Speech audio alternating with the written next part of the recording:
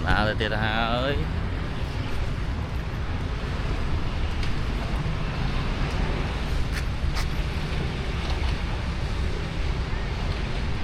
ថ្ងៃនេះប៉ាមកជាមួយដែរប៉ាគាត់ធានាបើកឡានជូនទៅហើយក៏មកដល់ហាងកាទៀវនៅមុខនគរដែនដីក៏ចូលហូបកាទៀវពីអ្នកប៉ាទៀត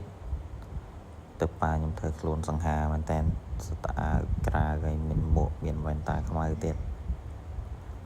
ទីតាំងនេះស្អាតហើយអាហារក៏ឆ្ងាញ់ហើយនេះគឺជាកាទៀវរបស់ខ្ញុំដែលខ្ញុំកំងមកហ្នឹងអូគួរឆ្ងាញ់មែនតើមានផាក់ឡូវមានគ្រឿងសមុទ្រថតកាទៀវមិនឆ្អែតថតមុខខ្លួនឯងជាមួយកាទៀវទៀតបន្ទាប់ពីញ៉ាំអីរួចក៏បន្តដំណើរជាមួយប៉ាលើកនេះខ្ញុំបើកម្ដងចេញទៅទីតាំងដីដែលខ្ញុំបានទៅថ្ងៃមុនហ្នឹងនេះគឺជាតាមផ្លូវនៅផ្លូវជាតិលេខ51គឺយើងធ្វើដំណើរត្រង់ចេញពីខាងផ្សារបាត់តឹងចាក់ទៅខាងថ្នល់តតឹងដែលជាទីតាំងដីអញ្ចឹងស្ថានភាពផ្លូវនេះគឺវាមានភាពស្ងប់ស្ងាត់សម្រាប់ការទិញលក់ដីធ្លីអីផ្សេងនេះគឺយើងឃើញសតើផ្លាកដាក់លក់ដីផ្លាកលក់ដីផ្លាកចូលដីប៉ុន្តែគឺអត់មានសំទុះក្នុងការលក់ចេញអីទេដោយសារតែវិបត្តិសេដ្ឋកិច្ចហើយខាងមុខយើងនេះគឺជាសួនឧស្សាហកម្មកាណាឌីយ៉ាទំហំខ្ញុំលើថាដូចជាធំខ្លាំងដែរប្រហែលជា100ហិកតាលើសហើយមើលទៅនៅក្នុងហ្នឹងមានរោងចក្រជួលដីជួលដីលក់រោងចក្រលក់ឬក៏ឃ្លាំងលក់ជួលអីផ្សេងហ្នឹងហើយខាងឆ្វេងដៃនេះគឺជាបូរីក៏ជាបូរីរបស់ខាងក្រុមហ៊ុនកាណាឌីយ៉ាដូចគ្នាពួកខ្ញុំឃើញគេដាក់ផ្លាកដូចជាផ្លាកយីហោតែមួយអញ្ចឹងខ្ញុំមកពិនិត្យព្រំដីខាងក្រៅជូនអតិថិជនដើម្បីឲ្យមានភាពច្បាស់លាស់សម្រាប់គាត់សុទ្ធតែលេមកគោអញ្ចឹងបងប្អូនបើសិនជាយើងចុះមកមើលដីតាមខេត្តអីណាតាមតំបន់ដែលមានសត្វគោសត្វអីហ្នឹងប្រយ័ត្នឲ្យមែនតែនប្រយ័ត្នគឺអ្វីដែលប្រយ័ត្នហ្នឹងគឺប្រយ័ត្នជន់អាចគោបាទ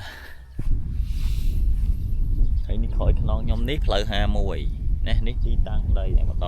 បើសមមិញខ្ញុំនៅតែខាងមុខខ្ញុំមិនបានចុះមកដល់ខាងក្រោយតាមពិតដីនេះខ្ញុំស្គាល់ច្បាស់ហ្មងព្រោះដោយសារខ្ញុំ